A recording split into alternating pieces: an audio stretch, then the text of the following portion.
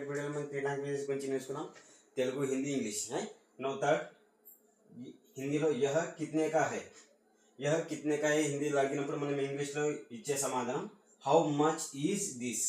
How much is this. దీని తెలుగులో ఇది ఇది ఎంత. ఓకే, ఇది హిందీ లాగినప్పుడు యహ కిత్నే కా హై అన్నప్పుడు దీని ఇంగ్లీష్లో మనం ఇచ్చే సమాధానం హౌ మచ్ ఈజ్ దిస్. అదే దీని తెలుగులో మనం ఇది ఎంత అని కూడా చెప్పచ్చు. ఓకే, నో సెకండ్ వన్ और दो दीजिए. और दो दीजिए అన్నప్పుడు దీని ఇంగ్లీష్లో give to more. Give to more అని అన్నారు. ఇంగ్లీష్లో గివ్ టు మోర్ అన్నప్పుడు దీని తెలుగులో ఇంకా ఇంకా రెండు ఇంకా రెండు ఇవ్వండి. ఇంకా రెండు ఇవ్వండి. Okay, second one. No third one అచ్చా హై. అచ్చా హై అని దీన్ని హిందీ లాగినప్పుడు మనం ఇంగ్లీష్లో ఇచ్చే సమాధానం ఇట్స్ గుడ్. It's good. దీని తెలుగులో ఇది ఇది బాగుంది. ఇది బాగుంది అనొచ్చు, ఇది లేకుంటే ఇది మంచిగా ఉంది కూడా అనొచ్చు. ఓకే, నో ఫోర్త్ వన్ థోడా ఔర్ దీజే. థోడా ఔర్ దీజే. దీజే అని హిందీలో అడిగినప్పుడు మనం ఇంగ్లీష్లో గివ్ ఏ లిటిల్ మోర్.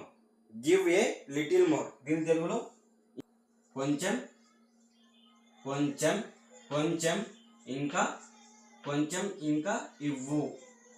కొంచెం ఇంకా ఇవ్వు. Okay, no fourth one. Fifth one ఏ క్యా హై. హిందీలో అడిగినప్పుడు ఏ క్యా హై అని హిందీలో అడిగినప్పుడు మనం ఇంగ్లీష్లో ఇచ్చే సమాధానం what is this. What is this. అదే దీని తెలుగులో ఇది ఇది ఏమిటి. ఇది ఏమిటి అని అనాలి. నో ఫిఫ్త్ వన్ కహా బైటే. కహా బైటే అన్నప్పుడు దీని ఇంగ్లీష్లో way to seat. Way to seat.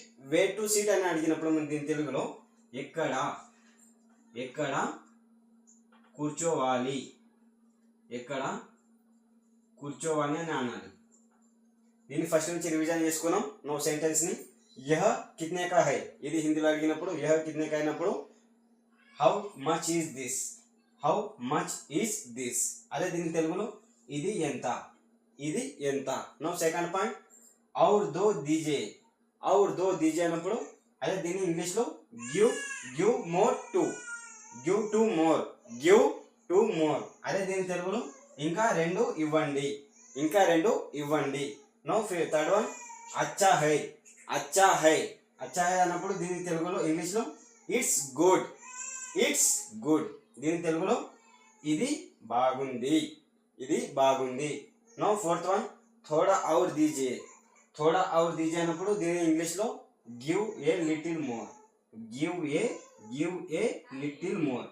దీని తెలుగులో కొంచెం ఇంకా ఇవ్వు. కొంచెం ఇంకా ఇవ్వు.